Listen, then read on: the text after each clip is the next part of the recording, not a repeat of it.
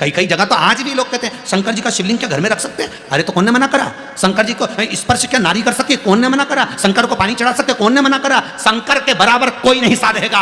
आखिरी में वो मेरा कैलाश अधिपति शंकर ही सामने खड़ा मिलेगा, दूसरा कोई नहीं। भटकते रहोगे, तड़पते रहोगे।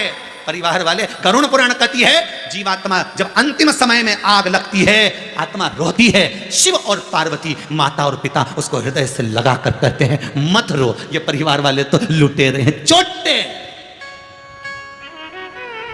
दिए जाओ, दिए जाओ, दिए जाओ जब तक अच्छे लगेंगे।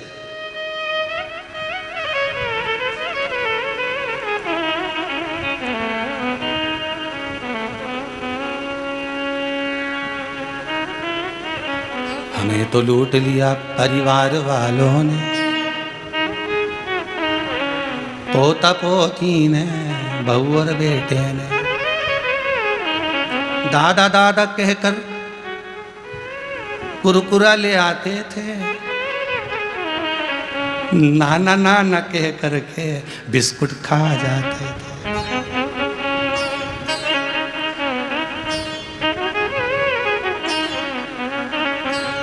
बचा कुचा जो था मेरे पास भाई बंधु ले लिया, थोड़ा जो बचा था पत्नी सुनारों को दे दिए। फिर वो आखिरी बिंदु बचा, आखिरी बिंदु। इससे तो आगे भजन ही है साथी, भजन के बिना अकेला रे मन। ये 2 दिन का मेला रहेगा, कायम ये जग का झमेला रहेगा। अंत में कोई नहीं आएगा, तब वही शिव तुम्हारे सामने होगा। तीसरे दिन आएंगे, बटोर के ले जाएंगे। बस शिव आखिरी में भाई, तो जो आखिरी में रहे उसी को पहले क्यों नहीं ले आते? जो आखिरी में रहेगा वही पहले क्यों ना आ जाए? दुख काटेगा तो शंकर काटेगा, सुख देगा तो शंकर देगा।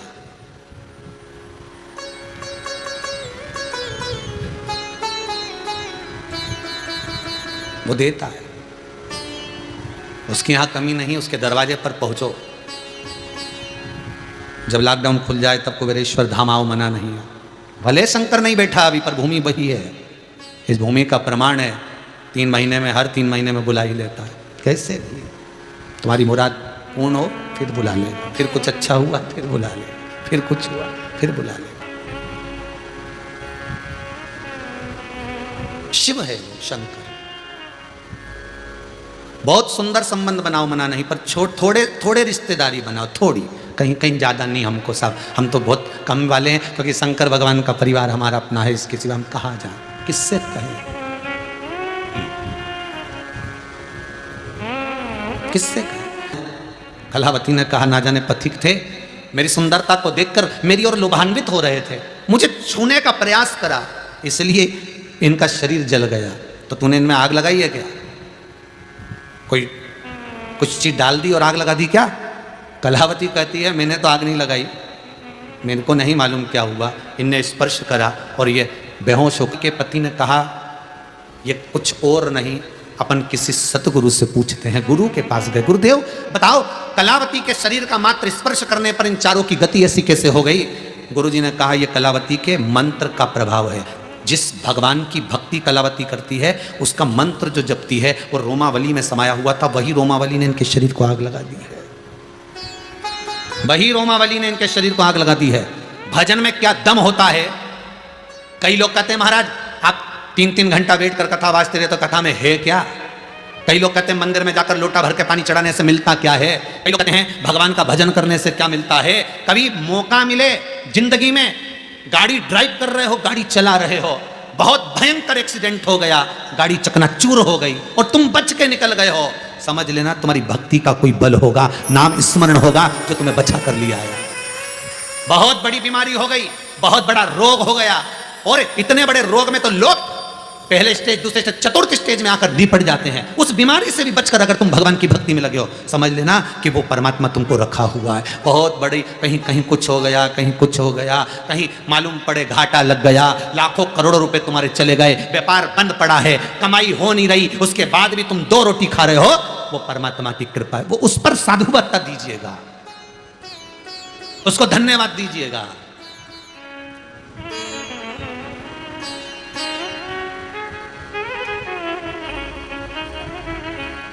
उसको धन्यवाद देना कि वो चला रहा। अब कलावती के शरीर का जो भजन था, कलावती की चित्तवृत्ति का जो स्मरण था, कलावती का जो भक्ति थी, भक्ति का बल किसको कहते हैं, ये कभी कभी समय पर तुम्हें समझ में आएगा, कभी कभी समझ में आएगा, सामने आएगा तुम्हारे।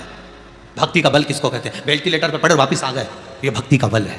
कोई घर में भजन करा होगा, आईसीयू में पड़े और वापिस आ गए, ये भगवान की भक्ति। इतने बड़े कोरोना महामारी में बचकर यहाँ बैठे, कोरोना महामारी में बचने के बाद ये टीवी के सामने बैठकर, मोबाइल के सामने बैठकर कथा सुन रहे हो, ये उसी की कृपा। नहीं तो तुम्हारी सोसाइटी, तुम्हारी कॉलोनी, तुम्हारी बिल्डिंग, तुम्हारे पास में भी कोरोना महामारी आ चुकी थी, तुम्हारे परिवार में भी लोगों को आ चुका था, पर बचा कर रखा है। ये भक्ति का बल है, ये है। उसका कारण केवल एक है, प्रसाद बांटने वाला जब प्रसाद बांटने खड़ा होता है तो प्रसाद शादी में नहीं बंटता, प्रसाद किटी पार्टी में नहीं बंटता, प्रसाद कहीं ढाबे पर या होटल पर नहीं बंटता, प्रसाद धर्म की जगह पर बैठता है। कथा, सत्संग, भजन, कीर्तन, नाम जाप, सुंदरकांड, ये वो पूजन की जहां जगह होगी वहां प्रसाद बटेगा।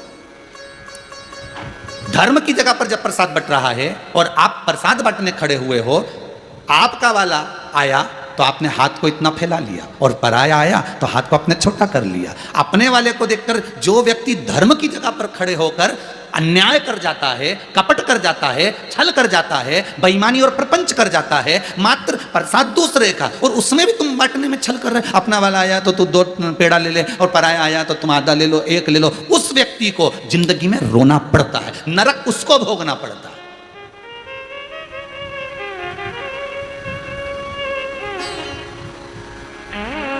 गुरुजन, ब्राह्मण जन, बड़े बड़े संत, महात्मा, सन्यासी कभी प्रसाद नहीं बांटेंगे। आप प्रसाद का पात्र लाएंगे, वो हाथ लगाएंगे, आप ही बांटो, आप ही जाओ, हम काहे को जानना रखो स्वर।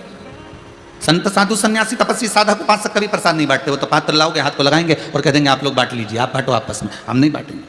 हाँ, कोई फल रखा हुआ है, आखा की आखा तो उठा कर दे देंगे, जितने लोग होंगे उनको ले जाओ, ये केला ले जाओ, ये सेव फल ले जाओ, सबको दे, पर वो प्रसाद बांट।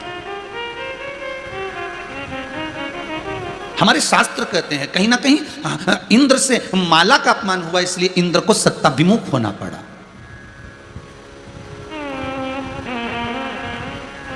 कहीं बेलपत्री का अपमान हो गया तो धन और वैभव से विमुख होना पड़ा। कहीं तुलसी का अपमान, कहीं चरणामृत का अपमान, कहीं कोई प्रसाद हमें मिला, हमने उसका अपमान। तो हमने बाती बात में उनसे कहा कि हमने कहीं पढ़ा है कि प्रसाद का अपमान यदि होता है या भगवान की जो चढ़ी हुई वस्तु है उसको आपको दिया गया और आपने उसका सम्मान नहीं करा तो आपको थोड़ा तो भोगना पड़ेगा। जब इंद्र अपनी सत्ता छोड़ सकता है, इंद्र की सत्ता पर दूसरा बैठ सकता है, मात्र एक माला के अपमान पर, मात्र एक माला के अपमान पर इंद्र को अपनी सत्ता छोड़ना पड़ती है। तो क्या अपने को नहीं भोगना पड़ेगा? नहीं गुरुजी, हमने तो भगवान को भोग लगाते हैं और भोग लगाने के बाद हम सारा प्रसाद घर ले जाते हैं, हम तो कोई अपमान करते ही नहीं। ठीक है, आप अपमान नहीं करते प्रसाद का? नहीं। घर ले जाके क्या करते हो? हम तो सारे रिश्तेदार को बांट देते हैं। अच्छा, और प्रसाद कितने दिन तक चलता है तुम्हारे घर पर? वो तो डब्बे में रखा रहता है फ्रिज के अंदर। अच्छा, फिर कितने दिन तक रखा? कभी कभी तो 2-3 महीने तक हो जाता है। फिर 2 महीने पुराना प्रसाद तुम्हारी बहुएं खाती हैं क्या? तुम्हारा बेटा खाता है क्या? तुम खाते हो क्या? तुम्हारी पत्नी खाती है क्या? नहीं।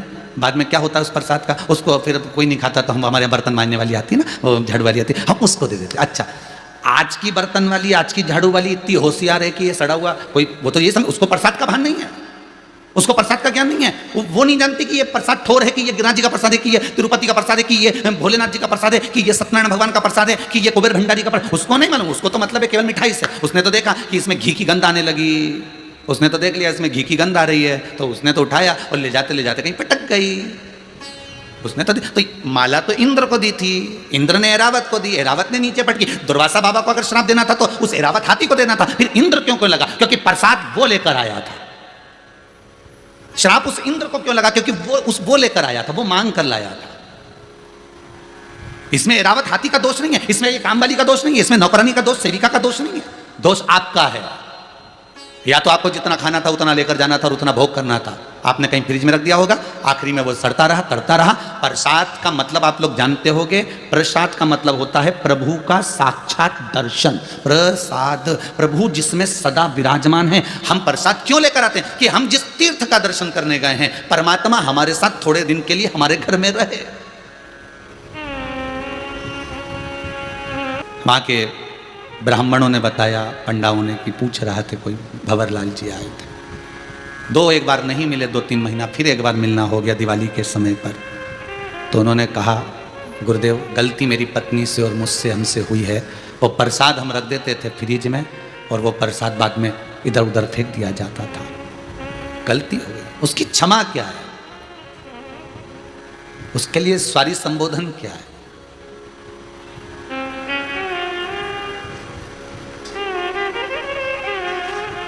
उसके लिए हम क्या कर सकते हैं? क्षमा एक ही है, आगे से गलती ना हो।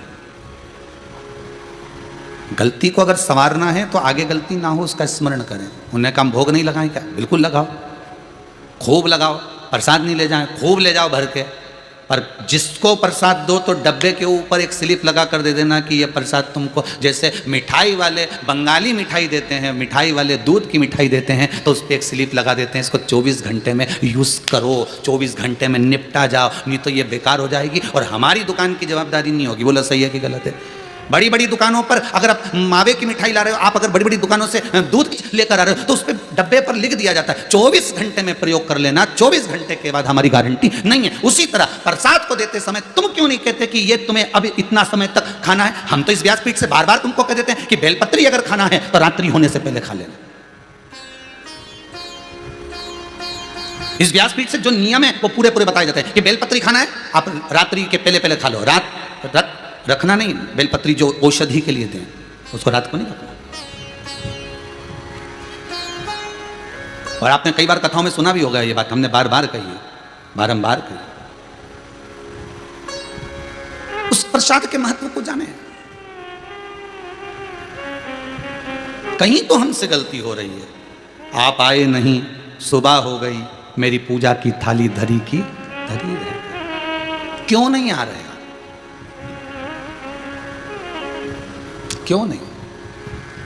तेरी पूजन को भगवान बना मन मंदिर आलीशान। हमने घर में बहुत बड़ा मंदिर बनाया, बहुत बड़ा मंदिर आपने घर के अंदर बनाया, भगवान को बिठाया भी। भगवान कभी नहीं कहता कि तुम घर में मंदिर बनाओ। कभी आया भगवान कहने के लिए? नहीं। तुम्हारे यहाँ आया हो, जितने आस्था चैनल पे कथा सुन रहे हो ना, और जितने फेसबुक यूट्यूब पर सुन रहे हो, तुम्हारे यहाँ आकर कभी भगवान ने कहा कि मेरे लिए तुम घर में मंदिर बनाओ, बंगला बनाओ तो पहले मेरा मंदिर बनाओ? भगवान ने ये बात कही क्या? नहीं। ये तो हमारे भीतर का भाव है कि अपन ने अच्छा बढ़िया कमरा बनाया है, मकान बनाया है, तो क्यों ना अपन एक भगवान का मंदिर बना ले। छोटा भगवान को तो कहीं ना कहीं तो विराजमान करना पड़ेगा। तो अपन ने लकड़ी का मंदिर लिया, मार्बल का मंदिर लिया, पत्थर का मंदिर लिया, तो अपन ने घर में उसको फिट कर दिया, वृंदावन का तो वहां से मूर्ति लिया। ये आपके भीतर का भाव है। पर शिव महापुराण की कथा कहती है भगवान कभी नहीं कहता कि तू मेरा मंदिर घर के अंदर बना। भगवान तो कहते हैं अपने मन को मेरा मंदिर बना ले, मुझे घर में नहीं रहना। भगवान कहते मुझे तेरे दिल में रहना। आप दिल में ही तो नहीं रख पा रहे। भगवान कभी नहीं कहता कि मुझे तेरे घर के मंदिर में रख। भगवान कहता है तू अपने दिल को मंदिर बना। मन मंदिर आलीशान। इस मन को मंदिर जब बना लेगा, इस मन को तू बड़ा बना लेगा, इस मन को तू जब बड़ा उच्च बना लेगा, अपने विचारों से, अपनी सोच से, अपनी वृत्ति से, अपने अहंकार के त्याग से, तो भगवान कहते हैं तेरे मन में, तेरे दिल में मैं आकर बैठ गया। तो फिर मंदिर बनाने की जरूरत पड़ेगी क्या? अरे बोलो तो, फिर मंदिर की क्या जरूरत है? फिर घर के अंदर मंदिर बनाओगे? नहीं। हृदय में अगर भगवान बैठ गया, संत नामदेव जी, संत तुकाराम जी, रामकृष्ण परमहंस जी, चैतन्य महाप्रभु जी, श्रीमद वल्लभाचार्य जी, और जाओ तो मीराबाई, कर्माबाई, इन सबको बहुत प्रेम से ध्यान लगा कर देखना। इन्होंने कोई मंदिर का निर्माण अपने घर कर, भगवान बोले उसके घर में उसकी पत्नी है, 2 बच्चे हैं छोटे छोटे, और तुम कह रहे हो यहाँ छोड़ के जा, तो उनके बच्चों को और पत्नी को कौन पालेगा? फालतू के लफड़े करना मत ही। शंकर जी के मंदिर में रोया था और उनके पत्नी बच्चे सब मेरे मंदिर में बैठे हैं, इसलिए अपने को इसको मारना वारना नहीं है, इसको तो आशीर्वाद दो, मैं वापस लेके जा रही हूँ।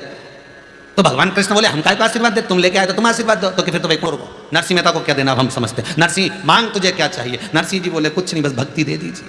भगवान ने कहा वर दे गए, शंकर ने कृपा कर दी। शिव कुछ नहीं देता, शंकर दिलवा देता। कहाँ से दिलवाएगा, कैसे दिलवाएगा, ये उसके ऊपर।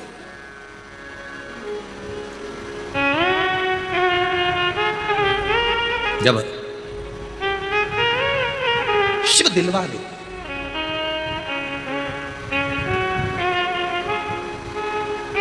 भूमि पूजन करने के लिए जब नेता और मंत्री आते हैं ना तुम्हारे मोहल्ले में, पंडित जी को दक्षिणा नेताजी देते हैं? अरे बोलो तो जम के नहीं, दूसरे से दिलवा देते हैं। देखने जरा 500 रुपया दो, पंडित जी के देना है। तिलक हुआ मंत्री जी का, नेताजी का, और 500 रुपये कौन दे रहा? बेचारा पास में जो खड़ा कहीं का छोटा मोटा बेचारा, उसने निकाल के लो साहब, क्योंकि उसको तो शान दिखाना, क्योंकि इनसे जुड़े रहना, तो उसने 500 रुपये दिए, लो साहब दे दो। उसी तरह शंकर दिलवा रहे। शंकर भगवान कृष्ण से कहते तुम दो, हम तुम्हारी भक्ति करते। राम जी तुम दो, हम तुम्हारी भक्ति करते। दो। शिव का भजन करोगे तो राम और कृष्ण प्रसन्न होंगे, और राम और कृष्ण का भजन करोगे तो शिव प्रसन्न होंगे। यह नियम ही दूसरा है, नियम ही दूसरा। कभी कभी लाइट गड़बड़ करे तो समझ लेना अर्थिंग गड़बड़ हो रही है। लाइट तो है, सबके यहाँ जल रही है, हमारे यहाँ भी करंट तो ही दिया है, नहीं वो पेचकस क्या लगा है, वो स्टार्टर वगैरह का लगा है, वो लगा के देख लिया, पर करंट तो आ रहा है, पर आ तो रही है, पंखा तो चल ही नहीं रहा, वो अर्थिंग गड़बड़ हो रहा है। अर्थिंग नहीं है, वो 3 तार में 2 तार सही है, नहीं 1 तार गड़बड़ हो रही है तो नहीं चले। बस ये 3 ही तार है, ब्रह्मा विष्णु और महेश, इसमें से एक भी गड़बड़ हो गया नहीं तो लाइट नहीं चले। इसलिए इन तीनों को साधना पड़ेगा। इसलिए जब भगवान शिव का अभिषेक होता है तो लोट कलश को, उस जल की झाड़ी को ऊपर रखते और उस पर 3 टेकी रहती, ब्रह्मा विष्णु महेश, उस पर कलश में से एक एक बूंद नीचे गिरे। तो ये दर्शाता है कि ये तीनों का एक सूत्र है शंकर। ये तीनों एक हैं, ब्रह्मा विष्णु महेश। दुनिया के लोगों ने भेद कर दिया, हम राम वाले, हम कृष्ण वाले, हम इसके, हम उसके। ये तुमने भेद करा। पर सबसे पहले अगर सृष्टि खंड बना, पूरा शास्त्र उठाकर देख लो, कोई मूर्ति नहीं थी, कोई नहीं था। सबसे पहले था तो केवल शंकर अकेला था। क्योंकि तीनों पर रख रहे हो, भले युद्ध के मैदान में लड़ रहे हो, पर अगर भाई पर दुख आए तो भाई सामने आकर खड़ा हो जाए। माता के गर्भ से 2, 3, 4 बेटे इसीलिए जन्म लेते हैं कि ये विपत्ति को बांटेंगे। संपत्ति तो बाद में बटना ही है, संपत्ति तो आज नहीं तो कल बटेगी। किसी को कम, किसी को ज्यादा मिलेगी, और जिसको मिल गई कम उसने गम खाकर रख भी ली ना, तो मिलना बहुत कुछ अच्छा ही भगवान देगा।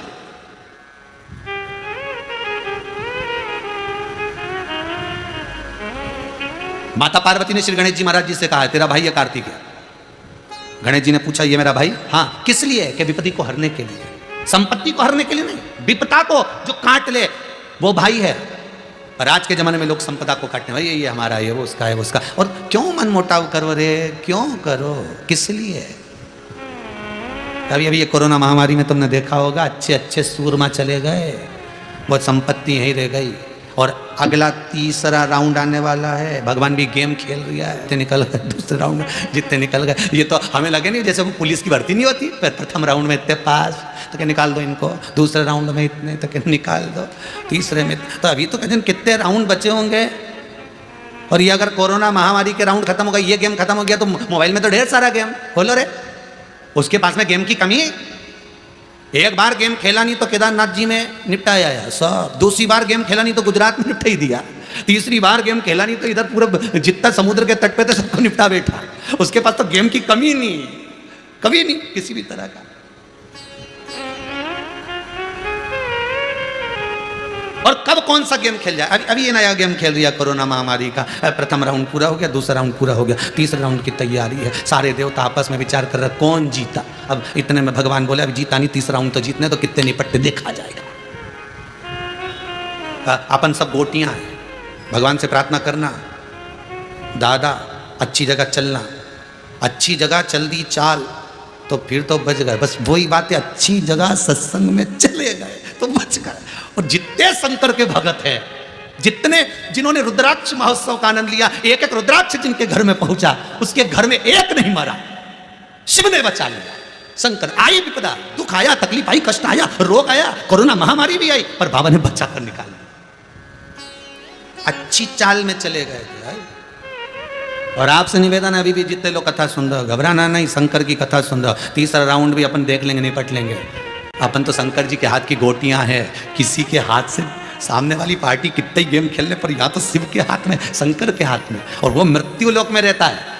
तुमने पकड़ा किसको है? मृत्यु लोक के देव को। फिर निवेदन है बहुओं से, पड़ोसन को कितनी भी चाय पिला लो, पड़ोसन से कितना ही अचार डलवा लो, पड़ोसन को कितना ही पापड़ खिला लो, पड़ोसन कभी तुम्हें चाबी नहीं देगी, अपनी जायदाद का हिस्सा नहीं देगी। हाँ, तुम्हारे यहाँ की पड़ोसन अच्छी हो तो बात दूसरी, पर हमारे सीहोर की पड़ोसन तो नहीं कह सके दादा।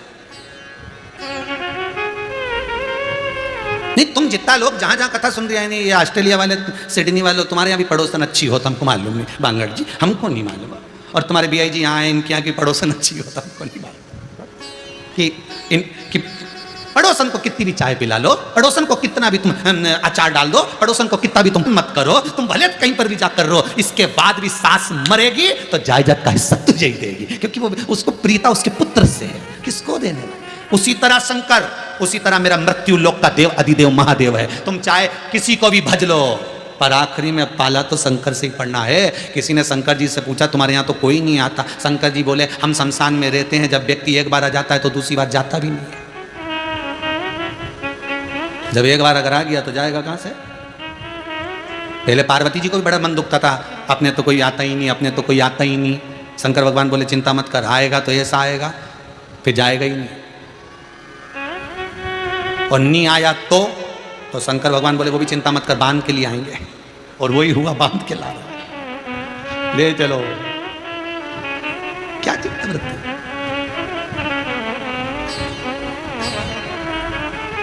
ओघड़ी है। मृत्यु लोक का देव अधिदेव महादेव है, इस भूमंडल का निवास करने वाला है वो। इसको तुम पूछो ना पूछो, इसको जल चढ़ाया ना चढ़ाया, इसका स्मरण करा ना करा, पर साधेगा यही। परिवार वाले आग लगा कर आ जाएंगे, अकेले रहोगे, अग्नि में जलते रहोगे। तुम देखना मुर्दे को, जल रहा है, अकेला पड़ा है, सब चले गए, घर पे जाके सब चाय पी रहा है, क्योंकि सबका सिर दुख रिया था रो रो के। दो चार लोग मोहल्ले के पूरी सब्जी ला दिया, खा भी लिए, बेचारा अकेला जल रही है। अब बच्चा कितने साल से मंदिर जा रहा है, जब से आपकी शिव पुराण सुनी, जब से वो मंदिर जा रहा है। मेरे बच्चे जब से शिव महापुराण की कथा सुने हैं तब से मंदिर जाते हैं।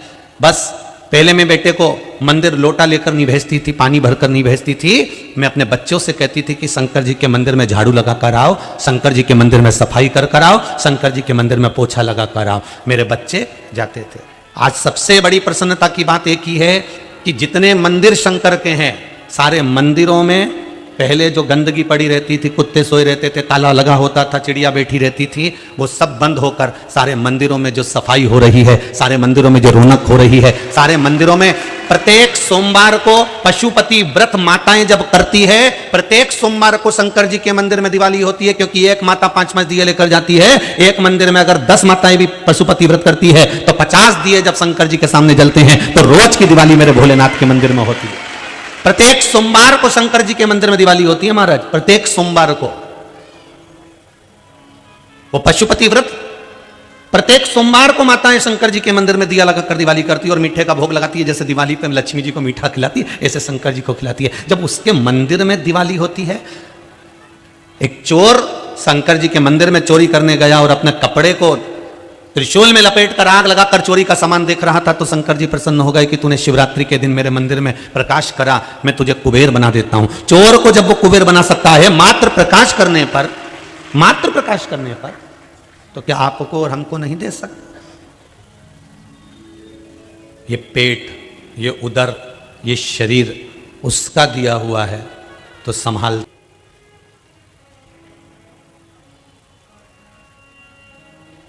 शिव भक्ति में, अरे पांडवों ने जब राजसूय यज्ञ करा तो क्या पांडवों के पास में विद्वान ब्राह्मण नहीं थे?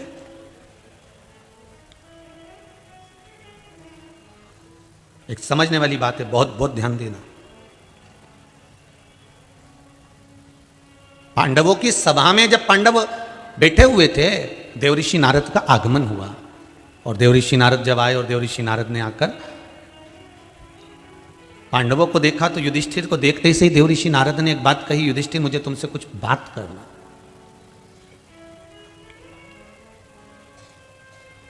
ऐसी क्या बात है जो देवऋषि नारद देवलोक से आकर हस्तिनापुर में और युधिष्ठिर से कह रहे हैं कि मुझे तुमसे कोई जरूरी बात करना?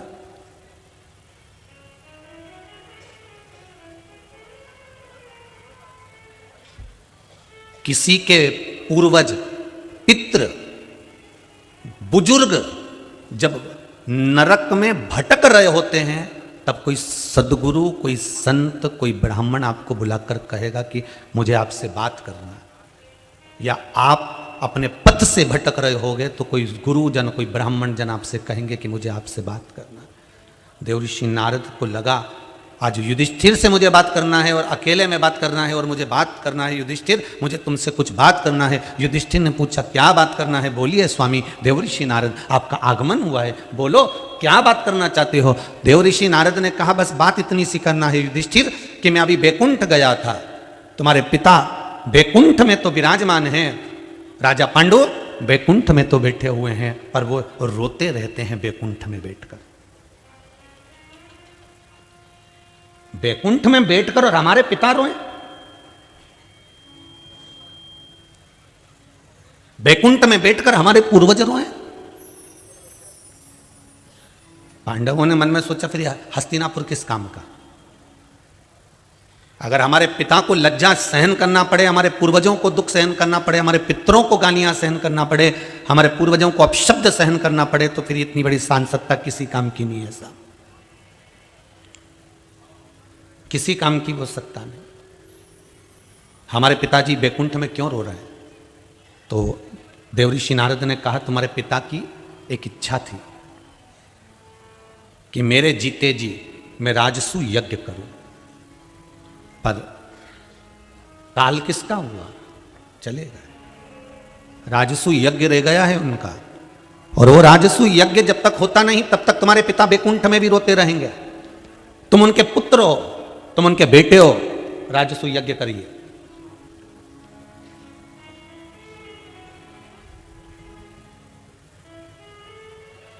करो राजसू यज्ञ। अब जरा विचार करिएगा, बहुत महाभारत का शंकर के पावन चरित्र है, और भक्त शिव महापुराण की कथा ये भिलाई में चल रही है, दशहरा मैदान 7 नंबर सेक्टर में, और आप सब टीवी के माध्यम से और इस पंडाल में श्रवण कर रहे हैं।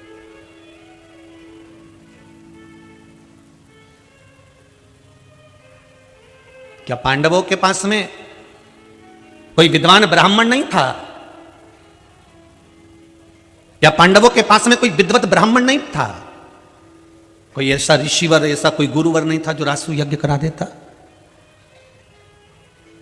हस्तिनापुर में सारे ब्राह्मण आए और सबने तैयारी करी और राजसू यज्ञ की तैयारी करी, पर भगवान कृष्ण के पास सूचना गई और भगवान कृष्ण आए और कृष्ण ने आकर कहा युधिष्ठिर ये बताओ कि राजसू यज्ञ को करवाने के लिए तुमने कौन कौन को बुलाया है? तो कहा गुरुजन सारे विद्वत से विद्वत ब्राह्मण जन को मैंने आमंत्रित करा।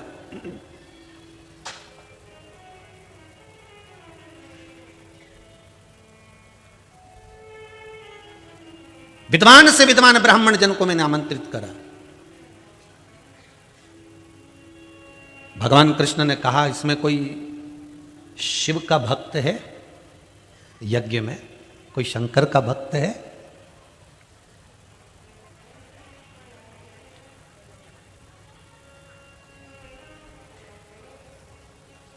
देखिए बड़ी प्रसन्नता होती है। आप कोई बड़े से बड़ा अनुष्ठान कर रहे हो, बहुत बड़ा यज्ञ कर रहे हो, बहुत बड़ा आयोजन कर रहे हो, तो हमारी भारत की भूमि के जगत गुरु शंकराचार्य 4 पीठ पर विराजमान है। अगर कोई बड़े से बड़ा यज्ञ कर रहे हो और पूरे विश्व के कल्याण के लिए कर रहे हो, तो सबसे पहली सूचना जगत गुरु शंकराचार्य के पास जाना चाहिए कि आपका निमंत्रण है, आप पधारो, आप पधारो। क्योंकि वो भी शंकर का एक स्वरूप, शंकर के एक उपासक, शिव तत्व के रूप में रहते हैं हमारे जगत गुरु शंकराचार्य। 4 पीठ पर जो विराजमान है वो साधारण नहीं हो सकता। आज बड़ी प्रसन्नता का भी विषय है कि शंकराचार्य जी महाराज की पीठ से ही आदरणीय महाराज जी पधारे। आपका स्वागत है बहुत बहुत। हमें तो यही लगेगा कि स्वयं जगत गुरु शंकराचार्य जी ने ही कृपा कर आपको यहां पर भेजा। शिव की उपाधि के तत्व में भगवान कृष्ण कह रहे हैं, भगवान कृष्ण कह रहे हैं, स्वयं भगवान कृष्ण कह रहे हैं कि इतने बड़े यज्ञ को आप कर रहे हो, इतने बड़े अनुष्ठान को कर रहे हो, राजसू यज्ञ कर रहे हो, इसमें सारे विद्वान से विद्वान ब्राह्मण आए हैं, सारे विद्वान से विद्वान साधु जन गुरु जन आए हैं, पर कोई शंकर का भगत आया कि नहीं आया? कोई शिव का भक्त आया है जिसके मस्तक पर त्रिपुंड लगा हुआ हो, गले में रुद्राक्ष पड़ा हुआ हो, मुख पर शंकर का नाम समाहित हो?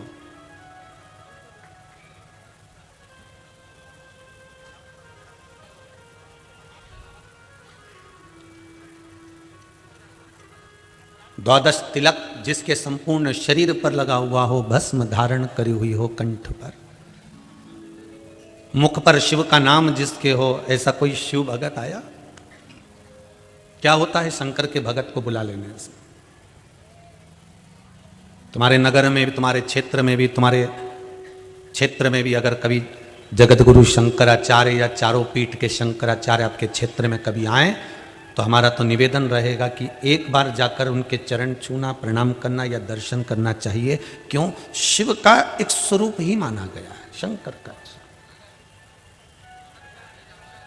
महाराज, क्या कोई शिव का भक्त आया है या कोई शंकर का भगत भी आपके? हम क्यों कहते हैं कि गुरुजन आप आओ हमारे घर पर आइए, गुरुजी आइए पधारिए, गुरुजी पधारिए, गुरुजी आइए, गुरुदेव आइए, गुरुदेव आइए। हम क्यों गुरु को बुलाते हैं?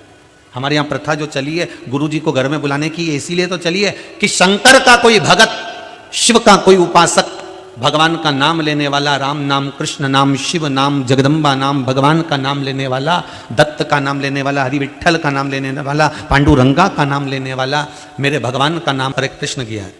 उन्होंने लिखकर भेजा है क्या प्रकृति में शंकर किसको कह सकते हैं?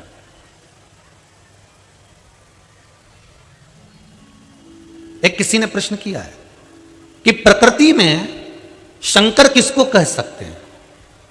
तो इस प्रश्न का छोटा सा उत्तर गीता प्रेस गोरखपुर की कल्याण में मिलता है।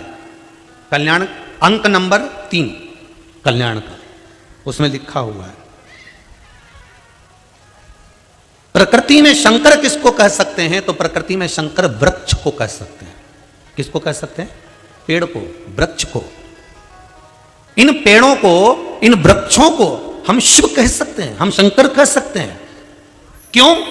क्योंकि रोज तुम्हारे शरीर से निकलने वाली गंदगी को, तुम्हारे शरीर से निकलने वाली ये जो श्वास है, इस बेकार श्वास को वो ग्रहण करता है और विष पीकर तुमको अच्छी ऑक्सीजन प्रदान करता है। वो शिव है। प्रकृति में वृक्ष को, पेड़ को भी शंकर कहा जा सकता है क्योंकि वो रोज ऑक्सीजन दे रहा है आपको, वो रोज आपको ऊर्जा प्रदान कर रहा है, वो रोज आपको अच्छा देने का प्रयास कर रहा है। विष पी रहा है और ऑक्सीजन दे रहा। तो शंकर ही तो हुआ, शिव ही तो हुआ।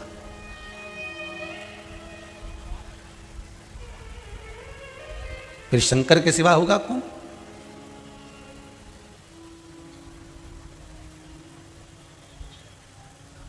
महाराज,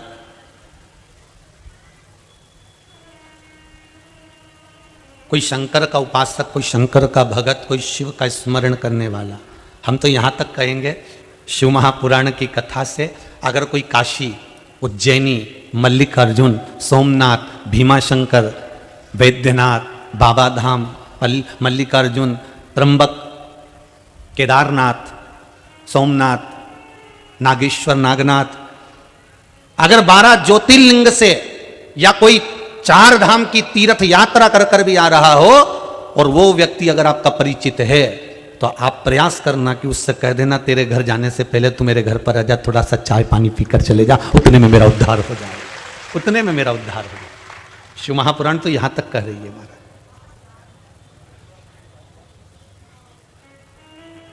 उसका मात्र शरीर पे लगी हुई उसके वो रज, हमारे यहाँ कहते हैं ब्रजमंडल में लोग जाते हैं तो ब्रज में रज में लोट लगाते हैं, रमन रेती में जाकर लोट लगाते हैं।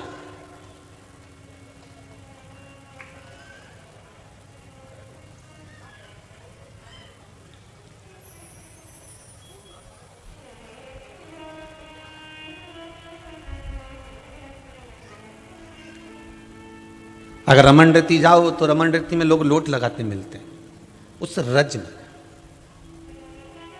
और रमन रेती में जब लोट लगाते हुए मिलते हैं, उस रज में जब लोट लगाते हैं तो उस रमन रेती की लोट लगाई हुई रज उनके जो शरीर में चिपकी होती है, और वो जब घर पर आते हैं, वो रज जब गिरती है हमारे घर में, तो हमारा घर भी ब्रजमंडल से कम नहीं होता, वो भी ब्रजमंडल हो जाता है, वो भी ब्रजमंडल हो जाता है।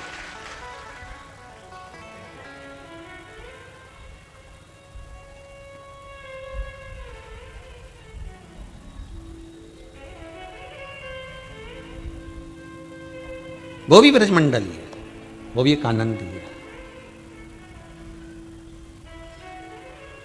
महाराज और सरल भाषा में समझ लो, बहुत सुंदर बात कहे। शिव महापुराण की, भक्त शिव महापुराण की कथा चल रही है छत्तीसगढ़ वालों। बहुत ध्यानमणों को निमंत्रण दिया, विद्वान विद्वान ब्राह्मण यहां पर आए हैं, ऋषिवर आए हैं, गुरुवर आए हैं, पर तुमने कोई शंकर का भगत बुलवाया, कोई शिव का उपासक, शंकर की भक्ति में डूबने वाला अगर किसी को बुलाया कि नहीं बुलाया, ये बताओ तुम तो सबसे पहले। भगवान कृष्ण पूछ रहे हैं।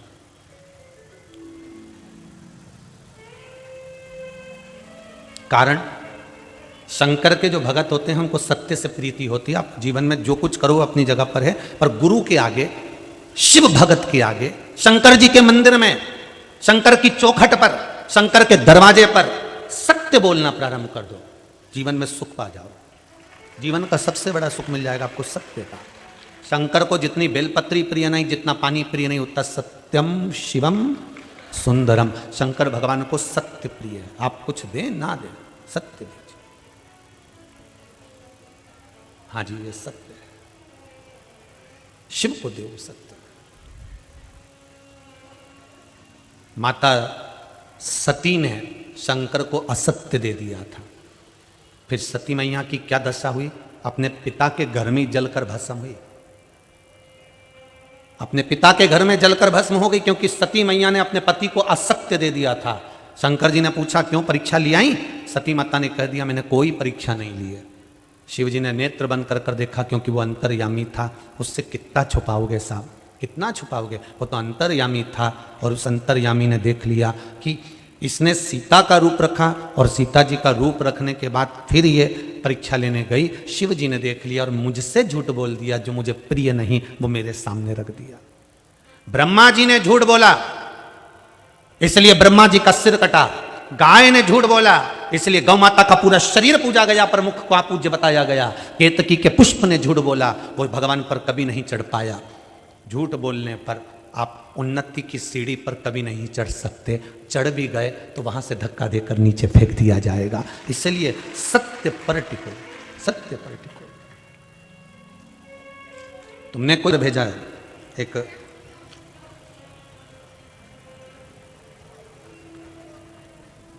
खरगोन की बेटी है कोई,